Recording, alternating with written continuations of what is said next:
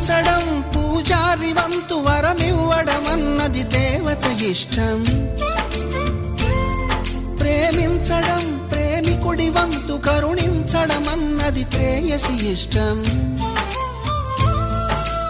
ఎందువల్ల నిన్ను ప్రేమించిందో చిన్ని మనసుకే తెలియదుగా, నిన్ను మరవడం జరగదుగా. ఎందువల్ల నువ్వు కాదన్నావో ఎదురు ప్రశ్నలే వేయనుగా, ఎదురు చూపులే ఆపనుగా. ఏనాటికో ఒకనాటికి నీ ప్రేమ సాధిస్తా. నిన్ను చూడాలని ఉన్నా,